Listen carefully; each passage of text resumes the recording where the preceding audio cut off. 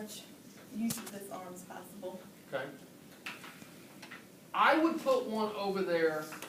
You're right. Your rationale is right. The only reason I would put one on the left side is because I think she's just, the chair is just way too wide for her. So I would narrow that down some, and I would slide a pillow in there for comfort. But it's not really going to, and that's the perfect one because it's kind of flat. It's flat. I would just kind of slide one in for comfort and actually, yeah, just something like that. If you have a situation like that where one side's completely flaccid, so we want to go towards that side to help support them and for proprioception on that non-affected side, but we also want her to be as functional as possible. And you have the little old lady sometimes sitting in the huge wheelchair and they have to reach way out to reach the wheel. Is that not in a way decreasing their function? I mean, how do you balance that? I want the proprioception on this side and help them upright, but there's a mile between there and the wheel. If it's by sliding her over is not going to allow her to have function of moving the chair. Is that what you're talking about? Mm-hmm.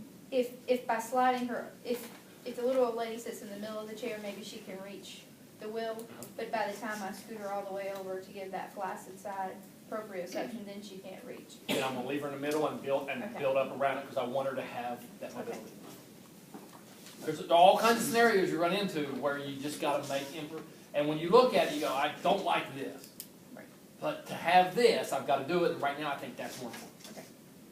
I was just gonna ask, going back to the footrest, how, I mean, I know it needs to be out in the back. Does the leg need to be out straight, or does it? No, you want it, you want it down more and try and maintain as much as 90 in the knee and the ankle as possible. You don't want it out. The chair versus the bed, and it was primarily orthopedic patients, but they wanted to be sitting up, but they were more comfortable with their feet up, but that was too much strain on the hamstrings and the low back, so if you tilt them back a little, they're not laying back, but you tilt them back enough to release that pressure on the legs, is that better than being in the bed, or are you still making it?